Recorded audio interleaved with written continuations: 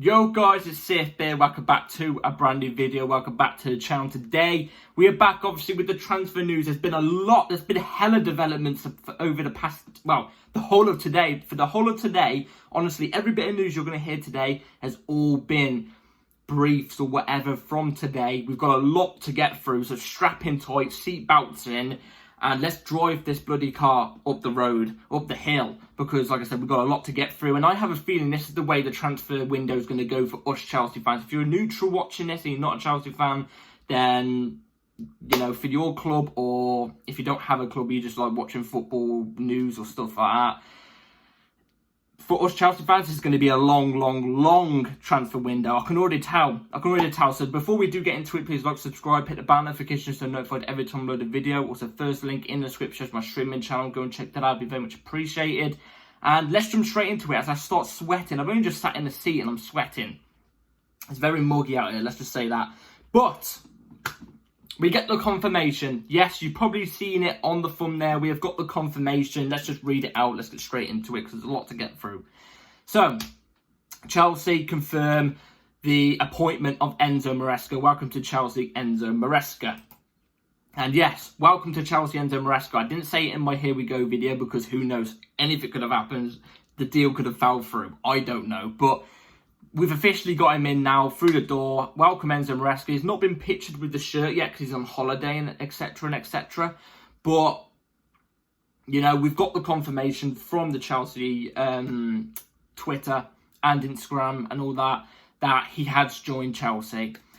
And you know my opinion on it. I just hope he does well, because we cannot deal with another season of mediocre or mediocrity or whatever you want to call it. We cannot deal with another season of it. We generally can't. We need Champions League football minimum. I'm going to set an expectations video more towards the start of next season. Well, towards the season coming. Maybe 2 weeks before, I'll do an expectation video, what I want to see from Chelsea in the upcoming season. And I'll give you my full thoughts on that. But as I've just said, I want top 4 minimum. That's one of the things that will be in that. Because it has to be a guarantee in my eyes. Which is a bit harsh on the guy, Enzo Maresca, because he's literally came from the jump of Championship to top of the cream of the creme. Big club. So you've got to feel for him in that sense. But hey, this is the owner's fault in that sense if it doesn't work out and there's too much on him. So let's read on for what has been put out. What are the briefs that have been put out? Well, Sky Kavanagh has said this. Enzo Maresca has been watching last season's Chelsea games on holiday. He has asked Chelsea's data room to send him performance analysis on every player from youth level to first team. Maresca wishes pre-season training could start today. I want to give my thoughts on this because, look, I don't want to come across negative. You know me, I just keep it real. Do you want me to sit here and lie? No, you want me to keep it real. Has he really said this? Because this is my thing. Every time we sign a new manager or something like that, there's always a brief in the first couple of days like, oh, he's looking to implement this and implement. Oh, with Pochettino, we heard he wants to make Mudryk and Colwill starters and the main 2 players about the team. In the first game of the season, Mudryk doesn't even start. Chilwell's on the left wing. Colwill's left back. Like, it's screwed. Do you know what I mean? It gets screwed. And then Colwill didn't even really play that much of a vital part of last season. So, is this just a brief to make it look better, to calm us down? I don't know. But if it's true, Maresca doesn't come across as a liar, to be fair. He comes across as an honest person. But if this is true, this is great to hear. This is great to hear if it is true. And he wants pre-season to start today. He wants to be in the job now. That sounds like a confident person. And to be a Chelsea manager, you need to be confident. You need to have that swagger. You need that confidence. You need to tell the press and deal with the press and deal with the hate and absorb it and just not listen to the hate and put the plan on the pitch and just win. That's what we need as a Chelsea manager. That's what you need as a Chelsea manager. Has he got it? We're yet to see. He could have it. And I'm hoping he does. Because we need trophies, man. We need trophies. For the first time, I said this a couple of weeks back. For the first time in 2 decades, we have gone 2 seasons without a trophy. We haven't done that for the last 2 decades. We've done that last season. So we cannot go 3 seasons without one either. It's Chelsea Football Club. This is a club of winning trophies. This is a club of winning. So there's a lot of pressure on him. I feel bad in that sense, but it's the owners that stuck him in that seat. So, yeah. And to hear about the data thing, that's clearly the ownership thing, that is. You know, they love data. They love data-driven things. You know, they base their players off data, etc., etc. I hate data. I think Real Madrid's a perfect part of it. They won a Champions League the other day. They don't need data. They don't need a philosophy, a style of play. It's just win trophies. So, yeah. But let's oh yeah, seeing all the games last season as well, by the way. Him watching all the games last season, hopefully he gets an idea of looking at all the players who he would want in the team and all that lot. So, yeah, it's a lot of games to get through and a lot of horrific performances. So I wish him well on holiday. There's also this, which I want to give my 2 cents on this. So, yeah. Enzo Maresca wants Enzo Fernandez at pre-season. He needs him from day one as he's planning a system change. Chelsea do not want him to go to Olympics. Let me give my thoughts on this. So, let me give my thoughts on Enzo Fernandez first. There's been this whole chatter thing about Enzo Fernandez going to the Olympics to represent his country. And some of our fans are getting on his back and everything like that, going, oh, disgraceful. He doesn't care about Chelsea. He needs to be sold. He just wants to go to the Olympics instead of being at Chelsea. That's just the most brain-dead opinion I think I've ever heard in my entire life. If you think like that, you must be stupid. I'm sorry, you must be.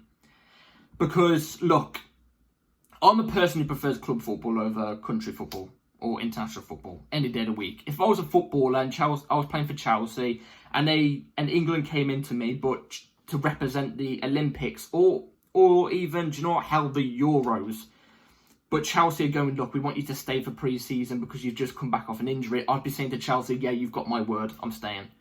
Because I just love the club, like, without anything, like, I just love it so much. That would be my senses. So for me, I would represent my club over it. But you cannot argue also representing your country for most players is undeniably the cream of the creme. It's the cream of the creme. And I can't blame Enzo Fernandez for wanting to represent his country over Chelsea. And that's not even saying Enzo Fernandez there like, no, I don't want to represent, I don't want to be there for pre-season, I want to be at Argentina. No, Enzo Fernandez, it seems like out of the media right now, Enzo Fernandez doesn't mind which one.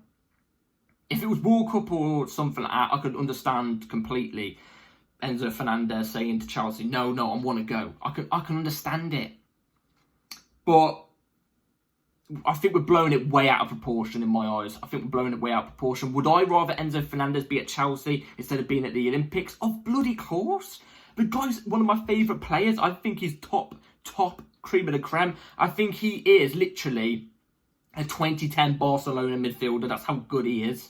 And he will just get better and better and better. You're going to see that. Now we're playing under a coach that actually plays progressive football. And football where it takes... what's the word? It takes ability to play, a skill to play instead of pressing football like Pochettino. Enzo Fernandez is going to thrive in this. He's going to get a lot of the ball, and I promise you that. And Enzo Maresca wanting him, it seems like Enzo Maresca wants Enzo Fernandez to be a main vital part of his team. I say that's a brilliant idea because I think if you get Enzo Fernandez on the ball in the right positions, he's going to get you a lot of chances, a lot of goals as well from him, from assists-wise and stuff like that. So I think maybe the fact that he is going to be a vital player, I'm hoping that's true because, like I said many times, he is a top player, Enzo Fernandez. So that's all about Enzo Maresca. Good things that we've been hearing so far. Yeah, we'll have to see what else comes out through the media because there has been obviously a lot more, but I'm not going to read everything here because not all of it's important. But we're jumping into a bit of a negative. This one's a negative. This one's going to blow your brains out. I didn't even expect this. Here it is. But take it a bit with a pinch of salt because the source sometimes gets things right, sometimes doesn't. So here we go then. Yeah. Romelu Lukaku will return to Chelsea and a new start is not excluded. I don't even want to say anything on this. I do not even want to... If I speak, I'm in big trouble. Big trouble. I don't want to be in big trouble. If we give Lukaku a chance next season, I might stick 2 forks in my eyes. And, oh my God, it will do my head in, the fact that it would be a... And plus, I don't think he would suit Enzo Maresca's style of play. I generally don't think he would. So it's even more a travesty. Look, I don't think it's true. I think he will get sold next season. I think we will go and get a striker, which, bloody annoyingly, I'm gritting my teeth because I'm a bit annoyed about it. We're not going for Osimhen, which is a bit annoying. But... oh, just please don't be Lukaku. Oh my God, please don't. Give me your thoughts on that. Give me your thoughts on that. I think that's BS. I think that's just doing for clicks. But if it is true, we're in deep trouble, man. We're in deep trouble. So, yeah, let's move on to some more news. More news about Enzo Maresca in that sense. I did say I finished off about him. I technically have, but I'm going to give a little bit of an opinion here. So, breaking: Chelsea to stick with Petrovic and Sanchez this season. That's also kind of been confirmed from Fabrizio Romano as well. Fabrizio Romano has said that Enzo Maresca quite likes Petrovic. He thinks Petrovic's done quite well, but he really likes Robert Sanchez, which is a bit like... I got an idea on this. I prefer Petrovic over Sanchez. For me, I prefer just a top keeper. I don't care about ball playing. Just bring me a keeper who's going to save everything. I'm old school like that. Do you know what I mean? I'm not old school, but I'm old school like that. You know what I'm saying? But I can understand Enzo Maresca liking Robert Sanchez over Petrovic because Robert Sanchez is better with his feet. But he's not a better shot stopper. And for me, for a goalie, what's he there for? He's not there for bloody, pinging passes and inch perfect to the feet of a player in the outfield. No, he's there to stop the ball going in the back of the net. That's just for me personally. But it does sound at the moment that we are not going to go for a goalkeeper, which I'm kind of happy with. Because, look, I think there's many other positions we need to strengthen in, and goalkeeper isn't really one of them, for me personally. So, that's the goalkeeper's little bit out the way. It gives us also more money to spend, like I said, in other areas that we really do need to strengthen in. So, let's move on to the striker. What striker does it look like we're going for at the moment? Is there any links? Is there anybody that's close or anything like that? Well, I'm going to share it to you guys right here, right now. So this is from Ben Jacobs. Chelsea is very serious about signing Benjamin Sesko, who has a £55 million release clause. I haven't talked about Benjamin Sesko a lot on this channel. But if you follow me on Twitter, I always give my 2 cents on Benjamin Sesko. Because we've been hearing links about Benjamin Sesko and Chelsea meeting with his agents since the middle of, the 22-23 season, the season where we finished 12th, that pathetic, awful season. Chelsea met with his agents back then. They're close with his agents. They've had an interest in him all the way up until today. And £55 million in this market for a talent like him is a good price. It's a good price. What's my problem, though? He's 21. Yes, I know. I want experience. I want someone to come in that we're going to look at and we're going to go, you know what? You've got that pedigree. You've got that experience. Look at your track record. You can bag us goals. I've got confidence. If Sesko came in, I'd look at him and go, yes, you're a great talent. You might score a few goals here and there, but I don't look at him as somebody that's going to push us to the title in the first season. Like I said earlier, we need titles. We need titles, trophies. We need to be at least title challenging and stuff like that now. We have to. 2 seasons without a trophy. I'm scratching like I'm down an alleyway. Do you know what I'm saying? Like I've got nits in my hair. This is just... I want someone who's going to come in and with establishment.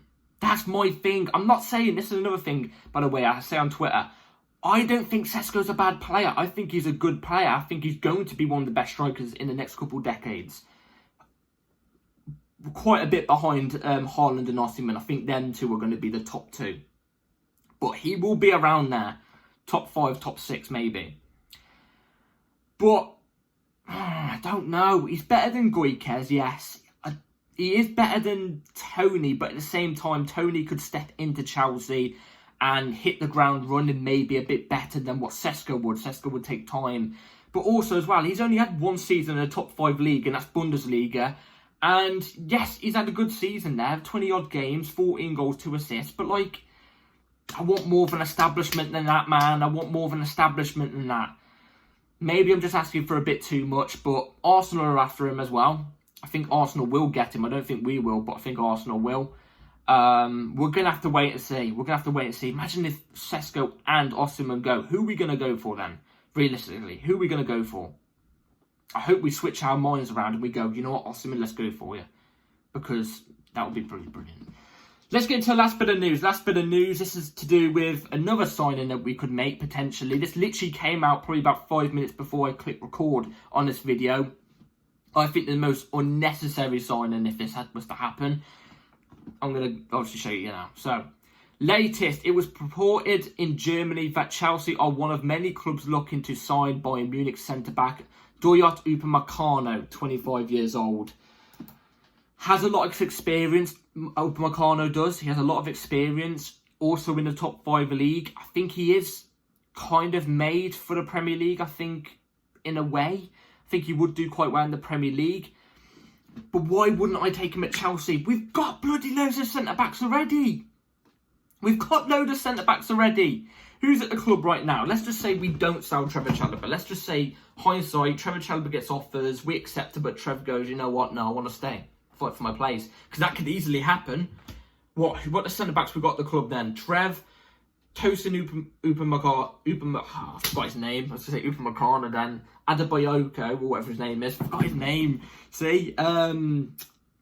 Badiashile, Colwill, Disasi. We'll have 5 centre-backs and a back 4.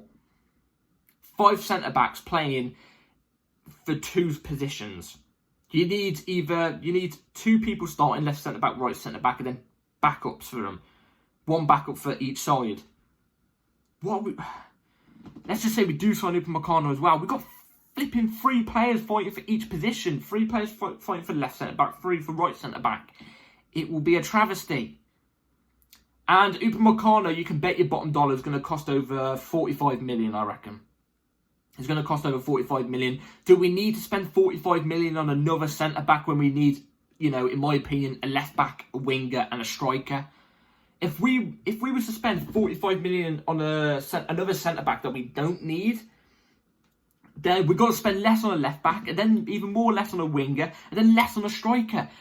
I would rather us just spend big on those 3 positions, left-back, winger, striker, and bring in quality that makes us even better.